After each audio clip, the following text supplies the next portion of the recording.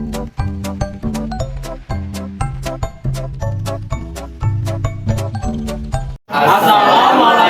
warahmatullahi wabarakatuh. Perkenalkan, kami dari kelompok 2 akan memperkenalkan diri. Nama saya Dwi Chandra Prasetyo, absen 12. Nama saya Muhammad Dul Fareza, absen 22. Nama saya Anissa Anania Jaka, absen 7. Nama saya Muhammad Saudi, absen 27. Saya Janisha Bulan Berani, absen 17.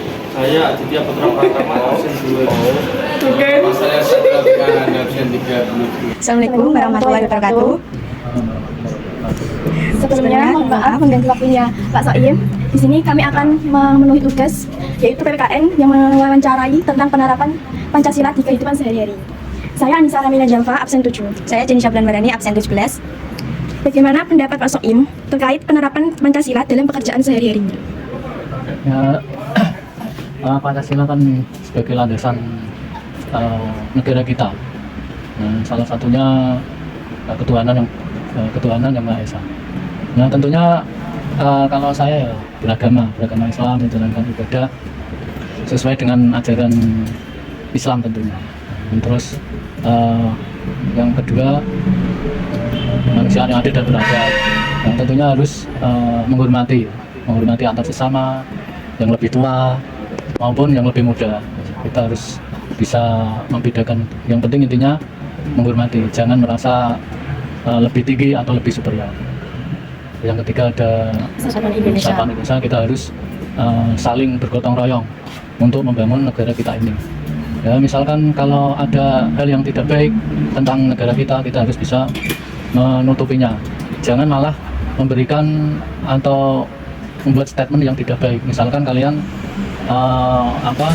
upload di sosial media tentang negara Indonesia adalah gini-gini. Nah, kita lahir di Indonesia, tentunya harus menanamkan cinta tanah air, karena cinta tanah air juga merupakan perintah Nabi, Hubul Waton minal iman. Cinta tanah air itu adalah sebagian dari iman. Nah, makanya pada diri saya juga tanamkan kecintaan pada negara Indonesia. Nah, terus yang keempat, untuk musyawarah, kita harus saling berdiskusi untuk mencarikan solusi jika ada masalah. Nah, jangan terus bahwa kita merasa paling benar, itu enggak. Nah, tentunya kita harus menerima pendapat orang lain ya, agar yang kita lakukan ini bisa lebih baik, tidak berdasarkan diri kita sendiri. Tentunya ada penilaian dari orang lain. Nah, itu yang kelima, ada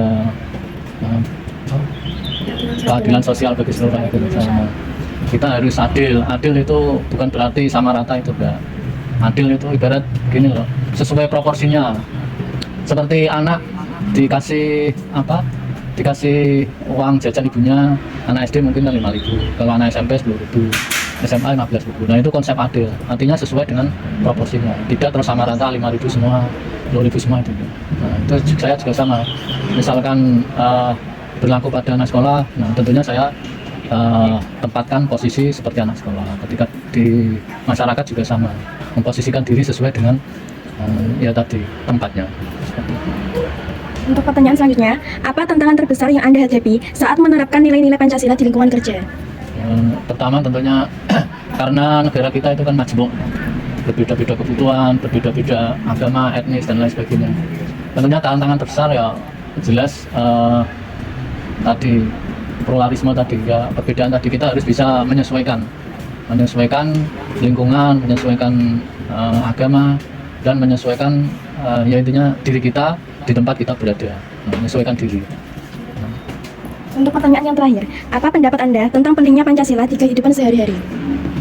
Tadi seperti yang sudah saya bilang tadi, bahwa negara kita kan berlandaskan Pancasila.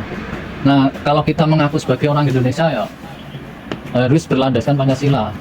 Jika tidak mengikuti landasan tersebut, berarti Anda bukan orang Indonesia, tidak layak berhuni di Indonesia, mungkin bisa di negara lain.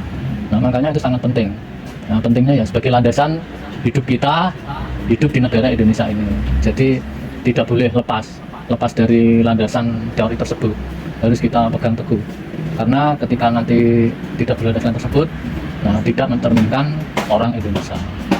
Terima kasih kepada Pak Soim yang telah menyempatkan waktunya untuk diwawancara. Sekian dari kami. Terima kasih.